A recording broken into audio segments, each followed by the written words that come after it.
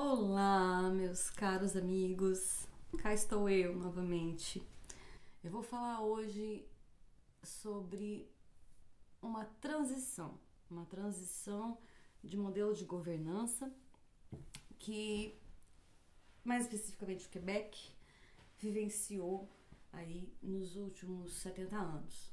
O Canadá e o Quebec, eles vieram com um modelo de formas de governar, onde primeiros ministros assumiam o poder, iam governando de um jeitinho, com parcerias e de um jeitinho.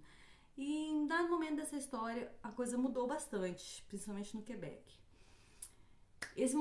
Dado momento dessa história tem data, 1960, e essa ruptura tem nome, Revolução Tranquila. É dela que eu quero falar hoje.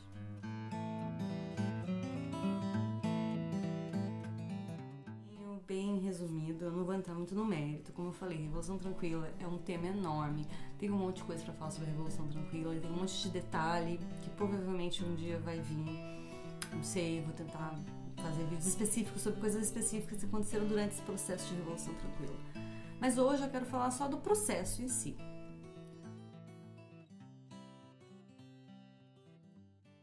O Canadá vinha, e o Quebec em especial, dentro de um modelo de governo de Estado mínimo. O que é o governo de Estado mínimo? De modo geral, em termos econômicos, é um laissez-faire.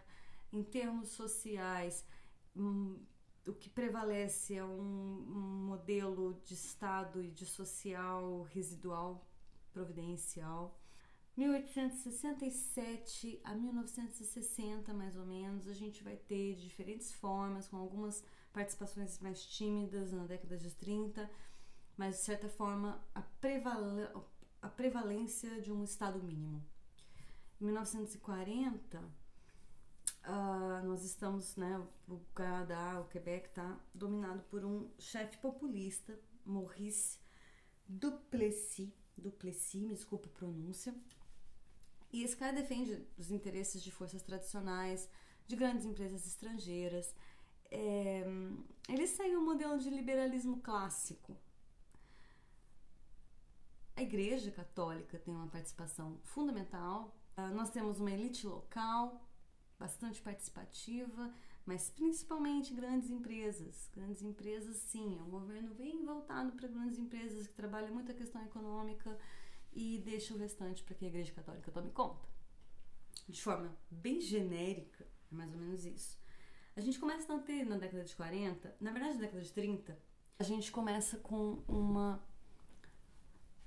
um crescimento de pessoas, de grupos que não pensam dessa forma, que se opõem um pouco a essa forma de governar, a esse estado mínimo, e que começam a se organizar com seus pensamentos. Então, algumas reações começam a surgir com relação a esse regime e elas vão ganhando força com o tempo. Surgindo movimentos sindicais, movimentos intelectuais, que começam a reivindicar maiores reformas sociais, maior participação em temas sociais. Junta-se a essa galera um novo empresariado que começa a se formar por aqui, que é basicamente francófono. Começam também a se aliar a esses intelectuais, a esses grupos sindicais e começam a reivindicar uma mudança maior. Isso vai ganhando uma proporção que faz com que em 1960 o Partido Liberal venha ao poder.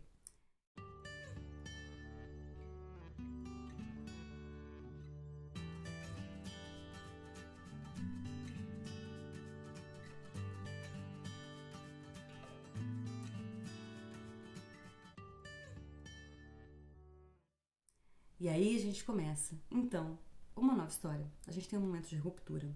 E esse momento de ruptura, que a gente chama de Revolução Tranquila, ela traz principalmente uma evolução ou uma mudança de um regime de Estado mínimo para um regime de Estado intervencionista.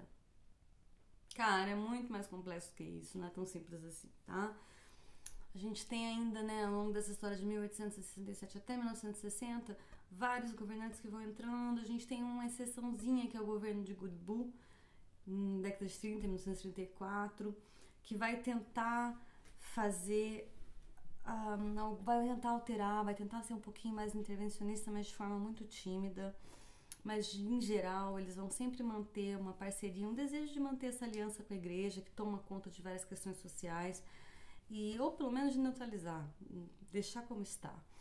Gobu? Gobu? Como é que fala isso, senhor? Gobu. Governo.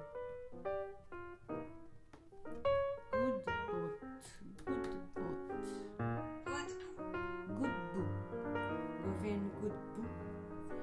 O que a gente vai assistir a partir de 1960? Um afastamento progressivo da igreja e um empoderamento cada vez maior de sindicatos, de associações, de cooperativas, de centros comunitários que vão começar a tomar assento dentro de conselhos administrativos.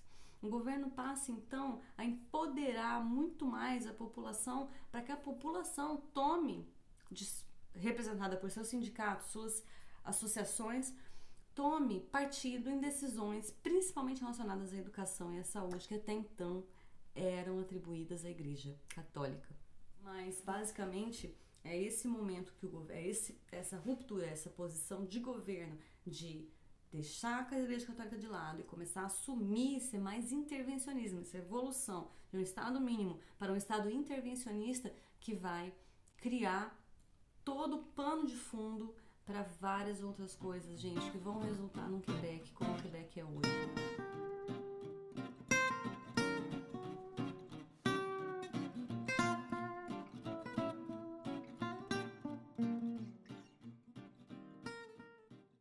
A gente saiu do Estado mínimo, lá em, antes de 60, foi para um Estado intervencionista, quando surgem várias estatais, o governo assume a participação e começa realmente a trabalhar em questões sociais, com a questão cultural, com a questão de educação, assume esse papel.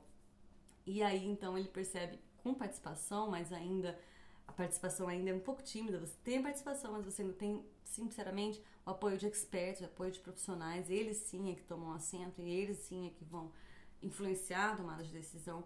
E aí, a partir de 85, você começa então a expandir para um estado mais subsidiário, que começa a ter mais parceria. A palavra é parceria. Em 1985, a gente vai ter um novo governo e novos ministros vão assumir o poder. E esses ministros têm pensamentos mais neoliberais. Eles começam a pensar, cara, tá pesado isso aqui, o Estado tá pagando muita coisa, a gente tá assumindo muito compromisso, vamos descentralizar isso aqui. Não dá pra gente assumir tudo. No entanto, também não dá pra sair dizendo que a gente não vai mais pagar e por isso não vai mais cuidar disso, porque a gente já criou uma cultura de cuidar disso. Como é que a gente vai virar agora de uma hora pra outra dizer a gente não paga mais, não vai cuidar mais disso? Eu quero dizer com isso que vocês vão começar a assistir nessa história do Quebec e do Canadá, mas principalmente do Quebec, privatizações, descentralização é a palavra.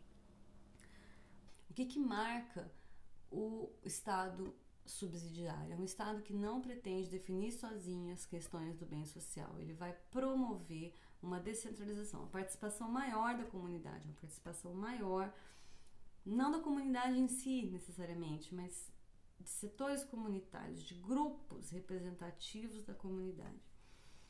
Gente, essa transição não é unânime, ela não vai acontecer naturalmente. Estou falando aqui como se fosse uma coisinha assim, um fio histórico bem básico. Não, não é assim. A gente vai ter vários altos e baixos, vários momentos, vários períodos dessa história, vários conflitos que vão surgir. Mas, de modo geral, é isso que a gente vai assistir. Uma ruptura constituída a partir do momento que a gente chama de Revolução Tranquila. Tudo isso começou lá, no que eles chamam de Revolução Tranquila.